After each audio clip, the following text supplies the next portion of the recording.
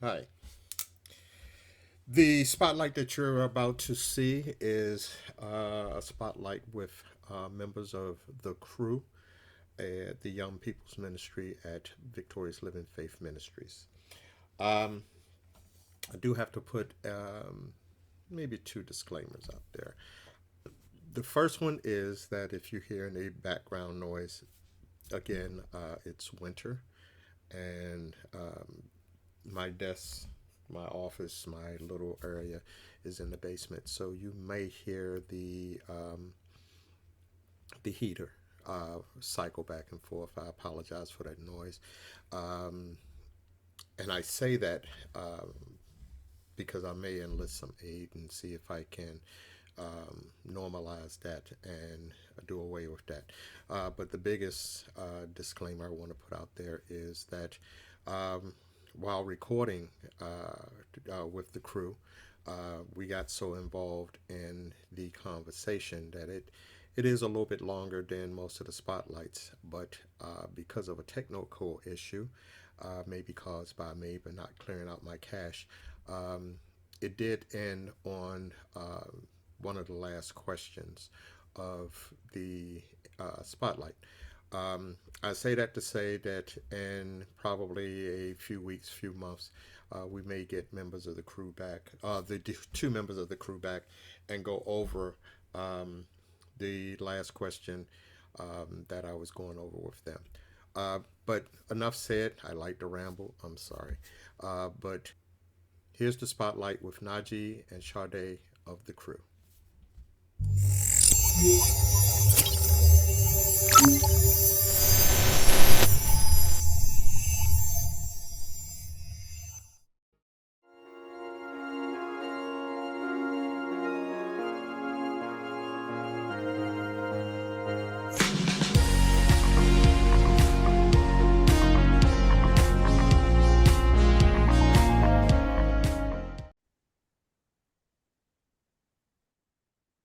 Good evening, good morning, good afternoon. Welcome to another voice spotlight that kind of continues our look at the ministries and to Victorious Living Faith Ministry. Tonight we have members of the crew. If you guys would like to introduce yourselves, please.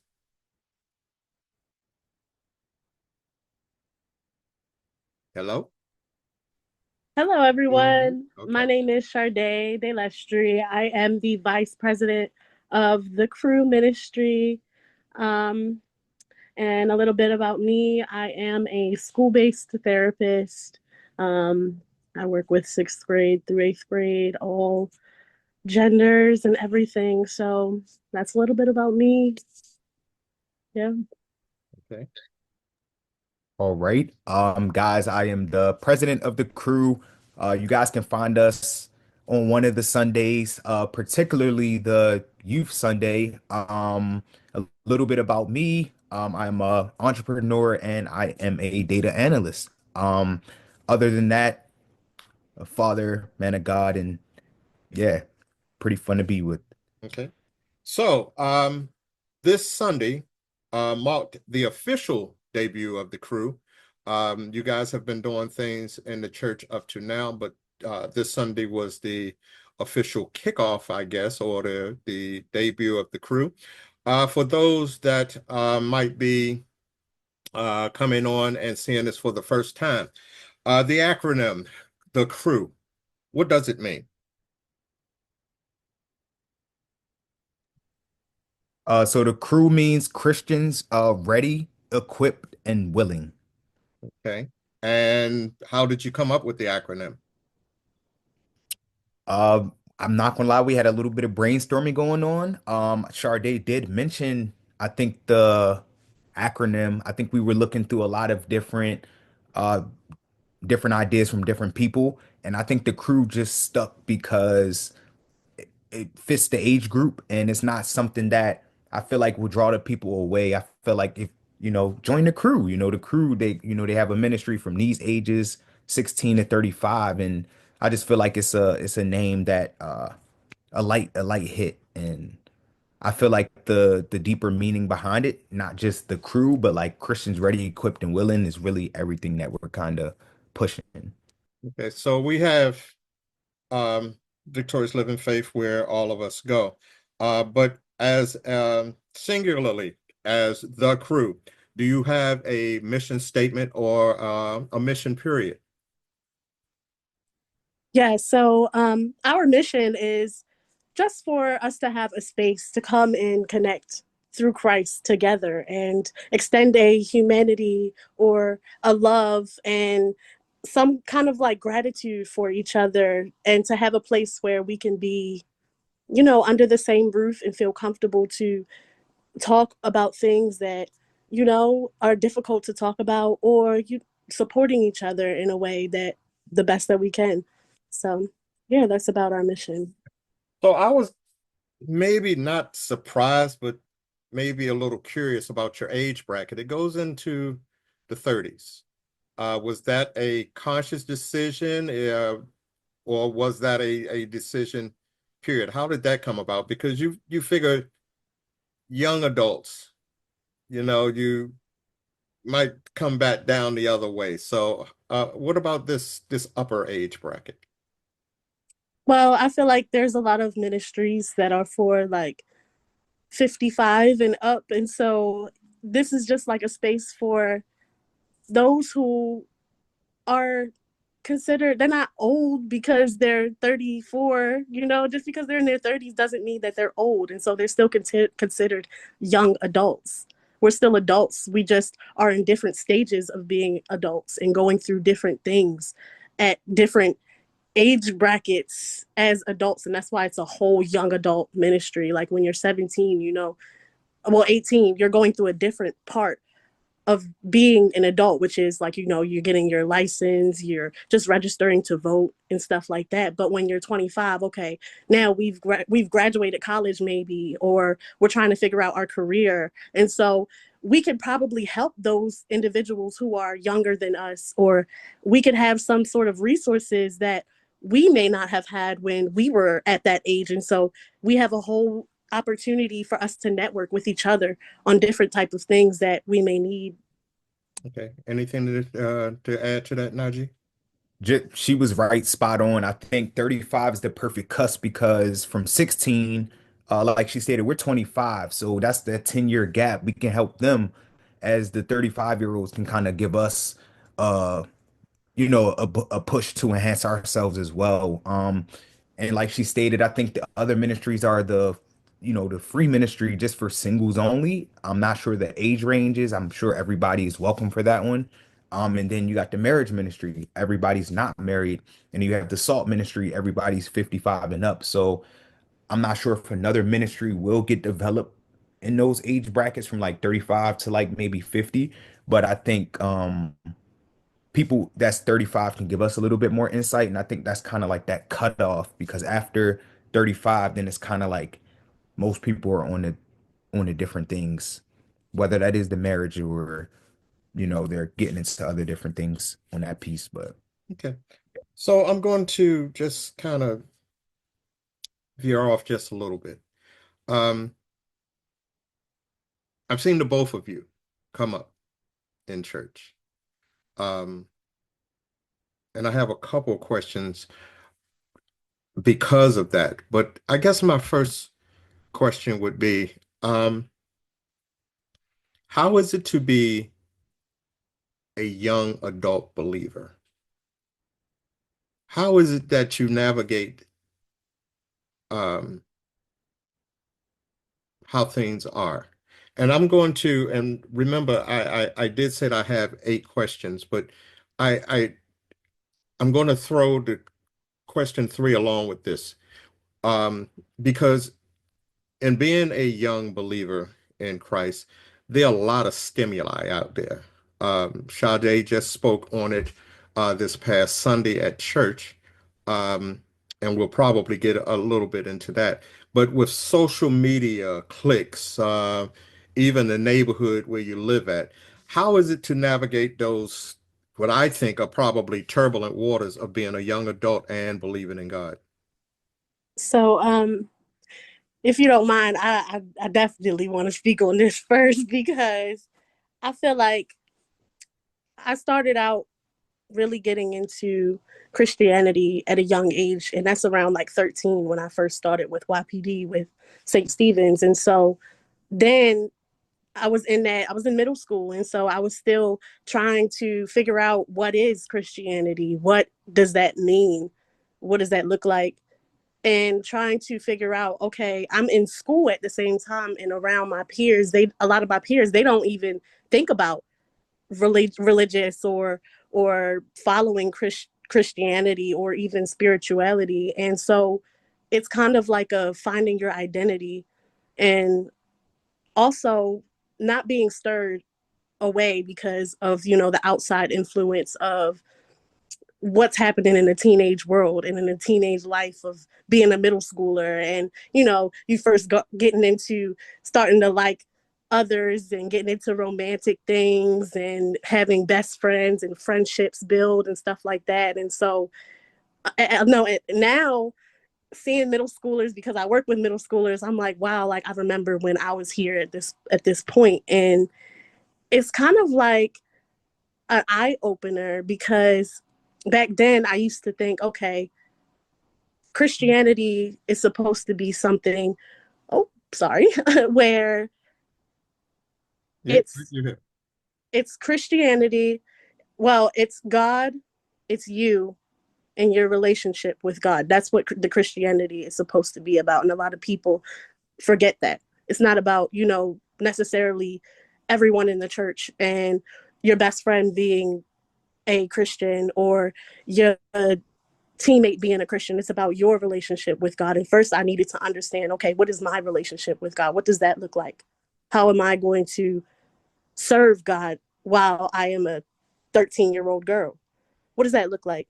And so I was trying to figure out, okay, so I can only do this by being in the church and being around other people and them showing me, okay, this is what you do. This is how you read the Bible. This is how you pray, learning how to pray. All of those things I learned by being in the church and going to those Bible studies and those youth retreats and stuff like that and going out and being around other people who are younger and who are from that in that teenage bracket from that 13-year-old to 18 bracket where we're all learning how to be Christians at a young age and what it means to be a believer, what it means to have faith, what it means to believe in God. And so, yeah, that's my experience when I was younger. okay. Najee? Just like to back up what she said as well, I'm gonna definitely say, being a believer, even like still till this day, 25 years old, same thing. Grew up St. Stephen's. Me and Charde were in like most of the same things. We both went to the same middle schools and stuff like that. I think growing up, I mean, I think my memory started like 4 or 5 years old. So like I would say from like 5 years old, 6 years old, up until college, right? I think was when I stopped going maybe like every Sunday, or like I wasn't in church all the time. I would watch a lot of like online pastors and stuff like in my dorm, or I'll watch St. Stephen's service, or I'll watch Pastor Phil's service on Facebook. And then when I would come home for the breaks, I would visit. But I think growing up, I really didn't know too much about all of it. I think I was not forced, but it was like, get up, you got to go to church. And then I'm there all day. Then it turned to being there all week, like Bible study, and then they're there Friday Night Live, and then we're at another event, and I'm like, what is this? We're at the New Year's service. Now we had a conference, and we got a basketball game. So it's like everything is church, church, church, church. And then going to college, you kind of drift away a little bit because you're like finding yourself, but you're still like, I have this goal to tackle. Of course, God gave us the offers and the acceptance letters to get into school. So we don't really forget about them. It's just like transportation, finding a good church, and then you don't want to church hop. Like I went to a random church in Bowie one time, and it wasn't like nothing that I expected. And I was like, nah, I can't. I'm not going back to this church again. But I think COVID also deterred a lot of our generation away from church, because once people seen church can be online, I think people got comfortable with that and watching it on TV, and stuff like that. But how I continue to believe and how I continue to trust God, I think is life. Went through a whole bunch of things in life. And just starting with my grandparents down to my mom and then my personal life, just seeing how it's really a blessing to be my granddad's about to be like 80 something, and just to see how you can live that long. Like, wow, like there's people our age dying, there's people our age going to jail, crashing out, um people our age that still don't got it together, that still need like that sense of direction, which is where we're trying to come in. But um it's literally just life, and in seeing what God has got us through. And I think one of the moments that humbled me, like Charde said, like she went to the middle school. I went back to all of the old employments that I worked at, and I just sat in there. So I went to Chick-fil-A, I went to Texas Roadhouse, I went to TJ Maxx, and I was just in there, like just walking around, just because I'm like, let me, see what's going on in the company, or let me just eat in here one day. Because usually I just take stuff from Chick-fil-A to go. And I seen the young boys my age and the ones like I was like, wow, I used to tell them, my pleasure. And I used to hate working in the kitchen. And then I get to see where I'm at now. I get to sit at my desk all day at work and barely, maybe do 3 or 4 hours. And that's pretty much like worth of the work I have to do, get paid well. I'm able to do what I want in life, without any like stress or burdens. So that's another, big thing that I'm like, wow, God has never left. That keeps me as a true believer. But not only that, my daughter, right? And I don't want to force her in the church like how I had to get forced too much, but she now tells me when she's here, we're going to church. And I'm like, you knocked on my door and told me to get ready for church? What? So now she's telling me, so she's holding me accountable, and I'm like, something is working. And I think the last piece, going to church didn't make sense to me. I was very spiritual. I had a spiritual path. I looked at all different religions. I wanted to see what everything was. I wanted to see why they believe in this, why they believe in that. And I just came back to Christianity again. And not even only Christianity, but the building and the people that we're with at VLF. Other churches, I'm hearing scriptures. At VLF, I actually feel a spirit. And I'm not sure if other people feel that, but I'm in that service and I'm like, wow, I could feel the chills, or like I could feel God actually right here, right now in in this sanctuary. And it's like somebody could say one testimony and I'm disconnected, like, wow, I feel exactly what you went through. Now I'm crying. And I'm like, why am I crying? So yeah, that's my take on it. But Yeah. yeah. So, my question, I guess, and like I say, these questions are now because and I told you, Najee, it would depend on the way you answer whether all the questions get asked, and some are running back to back. But you said something in your explanation, about the people that you are seeing in the jobs that you once had. So, um, so, um, you've been doing a lot of travel. Um, you're going back to see, people at your old jobs. Sade, you're actually working with young adults. Um, and some people know and some people didn't know that we have gotten a stronger relationship because we worked together for several months. Um, but in both of your worlds, you're encountering people, young people. So if a young person walked up to you and may have heard some of the conversation of what you do and maybe coming to VLF or just your belief period. Um, and I do want to answer from both of you. A young person walks up to you and says, my grandma used to keep me in church, my mom used to keep me in church, but I'm on the fence. And I'd rather, or I would feel more comfortable when someone that is closer my age tells me about church or Christianity or belief or faith or love or hope. what would you tell that person that came to you and asked those questions?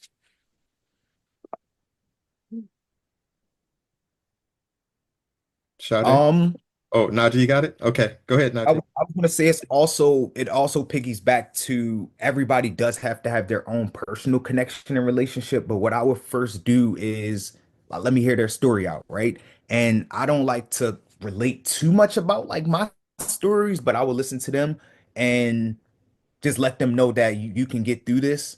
There's someone always going through something worse. Um, but I always like to give people, a sense of reassurance as well. So it doesn't feel like, some people don't like when it's a conversation and then it's always about them. You got to kind of like, really hear them out and feel them out. So I would really just let them know, like, maybe laugh and smile, like you'll get through this. Like, has there ever been another moment in your life where you've been in the dark time and you got through it? That's like in a small sense. Okay, all right. Sade? Um, hmm, I would I would start with a relationship. Like, what do they know about a relationship with God? What do they know about Christianity? Starting there, because a lot of people have a lot of misconceptions about what Christianity is. And so, first, I would start there. And then after that, I think I would go into like, I wouldn't start off with a lecture or like going into like, oh, you should definitely believe in God because this, and this. I would actually like, okay, what is your story? Just like Najee said, like ask them what is their story first and try to find some sort of like lesson in the Bible that relates to that exact situation that they may be going through and show them how, okay, so this is the Bible, this is the book that we follow, and so this is lessons that are similar to what we go through in life, but it's a story in a book form. And so this book you can read to find other lessons to get you through other situations in the future that you may go through. And so just introducing them to what the Bible is. And then I would share my own personal experience with, it could be with, getting through college, or like you said, like getting those acceptance letters and celebrating or being appreciative and thanking God of just the little things of, just being able to walk every day and appreciating the fact that, we have food on our table, appreciating the little things before we even get to the big things, like getting through obstacles and getting through hard times and going through things. First, learning how to celebrate and praise God for the things that He's already done for us, and showing them, okay, this is one example of how God has been great to you. This is another example of how the goodness of God has shown in your life. And so all you have to do is give your life to Christ, which He already loves you. He already knows who you are. And so it's no reason for you to be shameful or feel like it's going to be judgment for you doing this, because He already knows you. And the only person that matters when it comes to Christianity is God and you. And so it's not about really what other people have to say or other people have to think about what you're going through and your situation and how you become saved or how you become a Christian or how you step into this religion, because it's never too late at the end of the day. Even if they feel like they want to explore different religions, at the end of the day, it's how you choose to come back to, okay, it's I know it's a higher God. I know there's something higher. What is that higher? What is that higher power? What does that higher power look like? And so just going into explaining how it is and how it works, because a lot of people don't know. Like Najee said, we some people are coming thrown into Christianity by just saying, okay, we're going to go to church every day. We have to go to church every day, and so this is what we have to do. But people don't really know and deep dive into what Christianity is. And so that's what I would recommend them to do, is do your research on Christianity. Okay. And so you can get a better feeling of what it is. All right.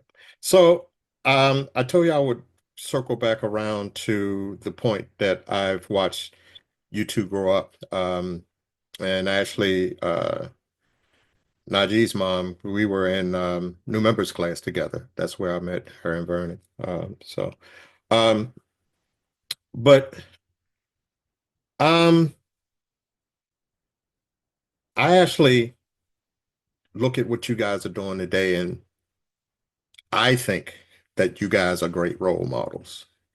I think both of you are probably humble enough not to take that, but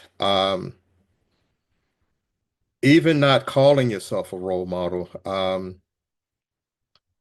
do you feel a little sense that if you can uh, reach one, teach one, I guess? Do you feel that? Always. And I know Charde and I are in fraternities and sororities as well, right? Outside of what we do, um, just at VLF as well. I mean, I'm sure she speaks to many women. I speak to many men, daily, weekly, maybe monthly, whether it's in the job, right? I'm, let's say, analyst level 3. There's an analyst level 1 coming in the company. I'm teaching them all the tips and tricks. I'm gonna help him get acclimated into the company. Someone else that wants to, let's say become an alpha, right? Or he goes through that process. I'm sitting there with him every day, like for 8, 9, 10 hours a day, helping him learn research and books and just develop into a better man. Other than that, just doing community service work, giving back. I love to give back, because it's a blessing to see what it is that we do have, like just to wake up, just to breathe, just to wake up, just to eat. Like we have transportation to get back and forth to work. Like I see homeless people outside all the time. It makes me sad because it's like, yo, they're cold. I'm very blessed. I really got somewhere to lay.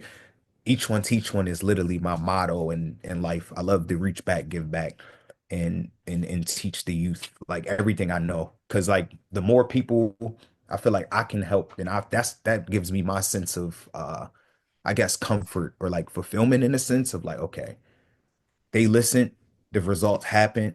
I'm happy. Okay. All right, Sade. So I feel like the reach one, teach one is a really good like slogan, because I feel like I do that on a daily basis, because I literally work with middle schoolers every single day. I talk to them every day, in and out weekly. And so I feel like it's a really big thing that I do with making a difference in the schools, especially in the Black community, because my school is in Baltimore City and it's predominantly Black. And so it's a lot of different things, a lot of things that they're going through, a lot of mental health things that they go through that people don't really understand outside of, Baltimore City, or people don't understand, period, because, mental health is a stigma in the Black community. And it's kind of like therapy is kind of weird. So it's kind of trying to fight that stigma, and then also see like how once they start working with me and then they start seeing, okay, I'm starting to actually feel better. I'm actually starting to understand my emotions or identify, okay, this is how I'm feeling. A lot of people don't know how to do that or understand that they're in control of their own feelings. And so to be able to teach kind of like a better mental state, or a better well-being, kind of for them to think in a better way, so that they're not in a state of mind of where it's like depression all the time, or whether it's thinking about their traumatic experience all the time, or how to grieve properly. Like these are things that are not being taught, or a lot of people don't know how to teach it correctly because they weren't taught through their generations. And so it's important that, because I have learned these things, that I'm able to teach them, and to see it actually work and help other people is really rewarding every single day. And I love it. So yeah. Great. Okay. And we're going to circle back around to another thing. Um, Najee, I see a lot of your posts you're living your best life. Um, Remind me of my son, who was in the service and just went everywhere, did everything, and had children and teaching them to do everything. And Sade, you had an opinion on social media. So, um, being a young adult, being a young Christian, what is your overall view of social media? Is it a it is a tool, um, because even this will end up on YouTube, this social media. So, but do you have an opinion about it overall? Any pros or cons about it? Yeah, I can speak on this. So, yeah, the word was 100% the truth, right? And I can speak on the other, like I can speak on the back end points of everything she spoke about, right? So for me, right, I'm big on social media, but I'm not on it, right? So that's it. So so it's kind of off, right? So technology is another big blame to the game. Majored in tech, I work in tech, so I know what they do. And the analytics, like it's a reward system, right? Like if you hear a notification that ping, ping, you feel like you're missing something. So you have to look around, you get your phone, but that notification, they like that post hours ago, right? But it's they're keeping you on the phone. I study that. I've learned that back end of the process. And then I literally go out so many places around the world. And me and my girl will just look and we'll observe everyone. And we're eating dinner and everybody's head is down like this. And I'm like, y'all on a date. Like y'all not even talking to each other. Like people don't even communicate. Humans don't even know how to have a conversation with each other anymore because TikTok, the name of TikTok shows you what it is, right? You're wasting time. It's a clock, tick tocking all the time. So I'm in a sense more of a producer in social media more than a consumer, right? And I kind of utilize it just for like a job. It's a job purpose at this point. At first, it was more of which is still a passion, right? Because I love to capture moments. That's pretty much it. This stimulated from like deaths. So the capturing or captivating the moment. I don't really like pictures too much. So I'm a video dude because I want to see it. And I think depending on what you are promoting, right? If you're promoting health, right? If you're promoting, if you're living God like, right? Or the way God wants you to live and his will, if you're promoting that type of stuff, but like the other things that are getting promoted, it's like distractions, like it's people dancing, it's people um promoting like alcohols and it's a whole different world out there. But I look at social media in a sense, specifically like let's say my travel piece is to show motivation and inspiration a little bit to those under me that yo, you can do this. Just go to school, get your degree, trust, have that faith, have that trust in God, and now you can live that life you always wanted to, despite everything that you've been through. And I would say travel is not like an addiction, but it's like I don't buy clothes, I don't buy shoes, I don't go out like on the weekends. I literally just stack all my money, I invest everything I have, and then I just have fun, like, traveling the world. And then I also look at traveling like spiritual as well, because it's like I'm getting to see the different places that God created and just share that with the world. But I don't look at it in a sense that's bad or um anything like that. I post, I'm off my phone. Like if my phone dies, I'm off the phone. And it's kind of weird, but like most of this stuff is scheduled or, you know, because I know and you when like and then also that's just a part of the entrepreneurship aspect of it. Cause like when you see a pain point in the community or you see, wow, there's 10 billion Americans just scrolling 24/7. Why I don't want to be a part of the one scrolling. I'll produce the content for y'all to watch. Cool, let's get it. Like this is what y'all doing. All right, let's go. That's how kind of how I look at it. But everything that was in that message is totally real because you do have people our age that do comparisons, right? You do have people who try to like, oh wow, they moved here, but once again, you have to know your path, right? Um, you got different people. Like a lot of my friends, as soon as we graduated, moved out. They got their own spot. I move out in May, right? This is my first time moving out. I can't compare myself, right? I have to know that's not my time. Everybody has their own path and plan. And then once you know it and you learn it, then it's not really, it doesn't really affect me too much. But yeah, I think social media is powerful if you're using it for the right reasons. Um, yeah, like you have a business or you're trying to get a bigger crowd or a larger crowd to a certain message or something, then that's when it's good to utilize it. But Okay. yeah, You've touched on something that my own observance. I worked for the federal government for 36 years and for an agency that even taught its rank and file to be very observant.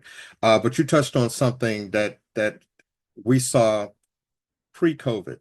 Um, Pappas, I think it might be a sports bar in Glen Burnie, but the Pappas over in um, I guess that would be Parkville, right on Taylor Avenue. Every Valentine's Day, they have a Valentine's Day special. The upstairs is cordoned off, and it's only for couples that are paid for that. Um, the event of being there and doing a Valentine's dinner, they have a special menu and such. But I took the wife there, and we're sitting there, and we see a couple, young couple. He's on his phone, and she's on her phone, and I'm going like, I don't know whether it's his first date, second date, or what, but there was no communication. Even after the food came, they would, mention something every now and then pick up the phone and look and eat. There was nothing. And I was like, maybe they're texting each other, I don't know. So, but yeah, that's one of the biggest things that I've seen people walking, YouTube. I'm down here at night and I got nothing to do. YouTube, they're walking in the fountains, they're walking in the street, almost getting hit by vehicles, stepping in holes. So yeah, it's overriding. But Sade, your turn. Yeah, so I'm gonna try not to be too like repetitive on what he said, but he did hit a lot of good points. But I would say with social media, there's a lot of opportunities for learning, but there's also a lot of opportunities for misinformation. And so it's kind of like a battle between what's real and what's fake. And so then it even goes into the influence of it. It's like, you see those posts of like, oh, you should leave him, or you should stay together, you should fight for your relationship. And so there's a lot of stuff out there telling people to do certain things, and they're listening to it, and then it's affecting their relationships because there's certain posts that saying, you should act this way if you're a woman, and you should act this way if you're a man, or if they're not treating you like this, then you should leave them, or if if y'all are arguing, then y'all shouldn't be together or something like that. Like, what's real and what's fake. That's really the problem. And also, I don't know, I think like comparison is just really bad. Like people wanna, let's say like Najee, he travels and stuff like that. Like people, they'll be like, oh my God, like I want to do what they're doing, but then it's like, what are they doing to get there? You have to do things to get there. And so it's like people don't understand that it takes hard work to do certain things. And then once they put the phone down, they're like, oh no, I don't really feel like doing that to get there. And so it's like, you want certain things and you're seeing these certain things that are on social media, but at the same time, what are you doing to get there? What are you doing to strive to get those goals that you're setting for yourself? Or why are you letting social media set a goal for you? What are your values? What do you actually value? What do you actually love? And so it's like, why are you listening to, an app? Because, and then the time that we spend scrolling is crazy. Like we could really spend an hour just sitting on our phones scrolling, like just our thumb going, and then we go to another app. We start on TikTok, then go to Instagram, then go to Facebook. And so I'm like, then I just spent 2 hours scrolling 2 hours of my life that I could have been doing something, could have been actually reaching out to people that I love. I could actually like be outside. Like the way our social media has changed is crazy. Like even I know it's crazy how people always say this, but see how kids are not outside. Like they don't play outside. They have no intentions of, you know, how Christmas Day, I used to be outside when I got my bike. I used to be outside when I got a new scooter or something like that. You don't see kids outside at all. Like they're not outside at all. And I'm like, what is this world coming to? It's even the generation is now called the iPad babies or something like that. And I'm like, this is crazy. It's crazy how our generations are changing and technology has just became this big thing, and AI too. That's a whole different thing. Like AI is crazy, and I just think it's just so weird how now we have phones that have AI on it, and so now everyone like they have access to everything that you have in your phone when you have that in your phone, and so it's like everybody's like, "Oh my God, I got this iPhone 16. I got the newest iPhone 16," which social media is the one thing that marketed for you to want that and for you to buy that when the iPhone 13 does the exact same thing. But you know, it's because it's new. It's because it's what's trending. It's because it's what's, you know, the flashy, it's big, it's colorful. It has, you know, 3 cameras on the back and, you know, 5 different um filter abilities on your camera in the front. And so, you know, like it's what are you really doing? What are you really spending your money on? Like, and it really makes you think like how much influence has social media or just media period have affected my life, has affected other people's lives outside of here. Y'all know the TikTok shop thing. Every time a video comes on your phone, it's like, oh my God, y'all, check out this new Vaseline that I got. It's a different kind of Vaseline, and you should use this Vaseline because it's the best Vaseline that I've ever bought. And like, it does the same thing as regular Vaseline. So it's like people are wasting time and wasting money and wasting energy and effort on social media when they could be doing other things with their time. Well, I'm Other glad things. it's just not me because some things are starting to irritate me. Yeah. These dance videos. I mean, I look at the Ken Jacks. I love the Ken Jacks.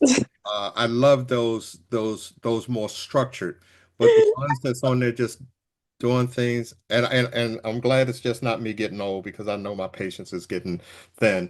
Um, and then as far as you're talking about the AI, I'm from the Terminator generation, so to me, when I'm looking at stuff, I'm going like, we're heading that way. We're heading that way. Yes. So, And like, okay, so for example, like I work in middle school, and so like for example, there's this thing called baddies, and so now they think that that's the way to be. That's the way that you should be where you're violent. That's the way you should be where you're beating on each other and yelling at other women as grown women. And it's like these little girls are thinking, "Oh, I need to be like that. I need to act like that because that's what they're doing and that's cool."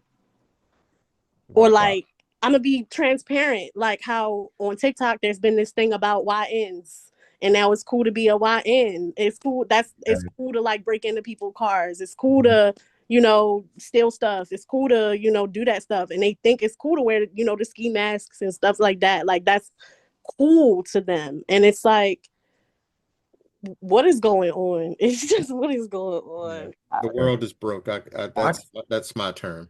watch the movie called, I watched it last night, and it's funny that this is the conversation we're having. It's called The Creator. I don't know if y'all Oh, watched it.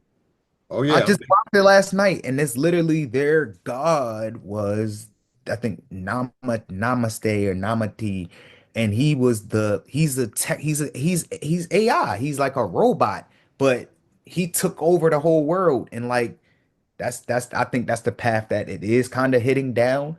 Um, like humanity is kind of done for it, but what we're doing is automating everything that we're doing, making everything in better and enhancing it and using the word advancement, right? An advancement in technology, like the new iPhone and this and that. But the whole time now, where everything is digital, currency is going to be fully digital. Um, everything like Right. it's getting crazy. Like Yeah. paper I money mean, is no longer going to be like needed. It'll be all digital. It'll be all credit card. It'll be well, all. I have a plan whether it's probably going to be a planned spotlight. It's not a viewpoint because that's just one person um, on AI. And you know, I I follow a New York bestseller, Scott Siegler, that went from podcasts into um, novels and books and such.